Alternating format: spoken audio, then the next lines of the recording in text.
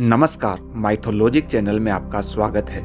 आज हम आपको उन 5 महापाप के बारे में बताएंगे जिन्हें करने से व्यक्ति का सर्वनाश हो जाता है। दोस्तों, भारतीय शास्त्रों में पाप के उनकी गंभीरता के आधार पर कई प्रकार बताए गए हैं। जो सबसे बड़ा पाप होता है उसे महापाप कहते हैं। महापाप से नीचे पाप, पाप से नीचे उपपाप, उपपाप से नीचे अपात्रीकरण, अपात्रीकरण से नीचे मलिनीकरण और मलिनीकरण से नीचे जाति भ्रंश का नंबर आता है।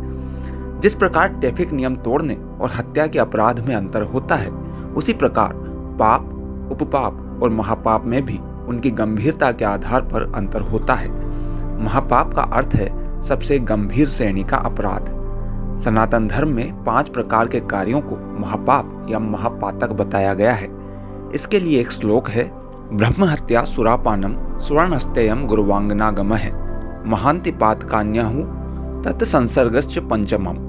इस श्लोक के अनुसार पहला महापाप ब्रह्म हत्या को बताया गया है। गो हत्या को भी ब्रह्म हत्या के बराबर ही माना जाता है, इसलिए गो हत्या भी महापाप है। दूसरा महापाप सुरापान अर्थात शराब के सेवन को बताया गया है। जो व्यक्ति मदिरा का पान करते हैं वे महापाप के भागी बनते हैं। इसी प्रकार तीसरा महापाप स्वर्ण यानी सोने की चोरी को बताया गया है। याद रखिए, खाने पीने की वस्तु या अन्य कोई सामान चुराना साधारण पाप हो सकता है, लेकिन स्वर्ण की चोरी करने को महापाप माना गया है। शास्त्रों में कहा गया है कि सोने की चोरी करने वाले को ही अगले जन्म में कुष्ठ रोग होता है, उसके नाखून गल जाते हैं। चौथा महापाप गुरु पत्नी के साथ संभोग को बताया गया है। गुरु पत्नी से तात्पर्य विद्वान, पंडित, आचार्य, श्रेष्ठजन और राजा की पत्नी आदि से है। इन लोगों की पत्नी से अवैध संबंध रखने वाला महापाप का भागी होता है।